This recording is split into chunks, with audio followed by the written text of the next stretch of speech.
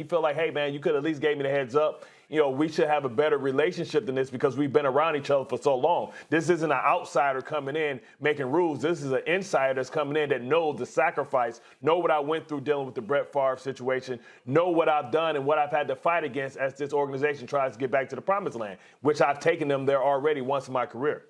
Go ahead, Dan.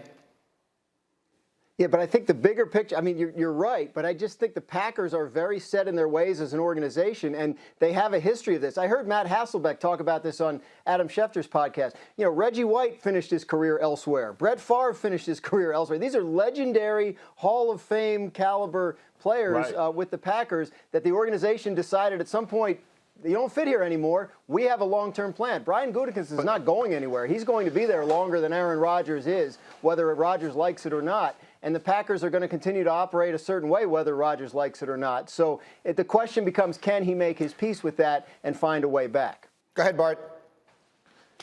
See, but none of those players were coming off of an MVP caliber season. That's the difference. Reggie White came there late in his career and finished his career, and it was time for him to move on. Aaron Rodgers is playing at the top of his game, and they brought in his replacement far too early before he was ready to move on. And now we're talking about, okay, let's lock Aaron Rodgers up for good. Well, we're going to lock Aaron Rodgers up for good for the rest of his career. That means that Jordan Love never plays. So then what was the point? That could have been somebody brought in to help me win a championship. But you guys are trying to tell me that I have a shelf life once you move up aggressively to get a quarterback to be my future replacement. Go ahead, Dan.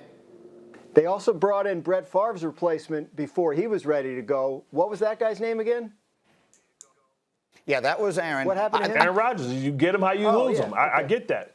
No, I understand all that, but this is a different situation because now players play a lot longer, and Brett Favre had been flirting with retirement for years and talking about retiring. And every offseason there was a saga about, was Brett Favre going to play? Was he going to retire? And he was holding the organization hostage. This was an opportunity to move forward and play it forward.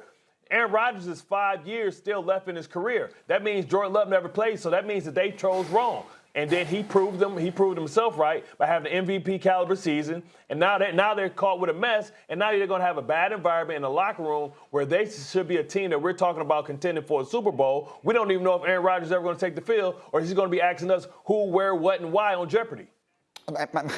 Mike T, yes, it's the most unique leverage in the history of this or any sport. Mike T, just to get a final thought from you. The idea, the Packer way, it feels to me, and this is an argument Dan Graziano and I've had a million times, seems to be to always have one eye on the future.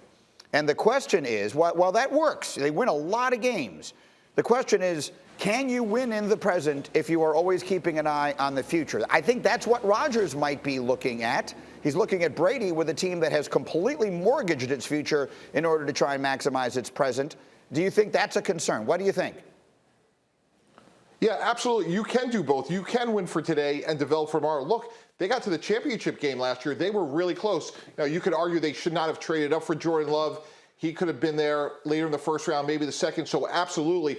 But I think ultimately the Packer way, we can respect that. But the here and the now is, as Bart says, you have a championship-level quarterback who's playing great.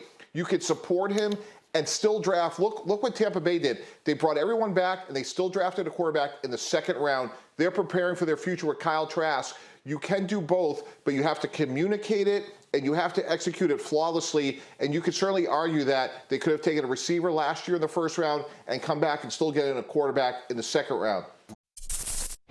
Thank you for watching ESPN on YouTube. For live streaming sports and premium content, subscribe to ESPN+.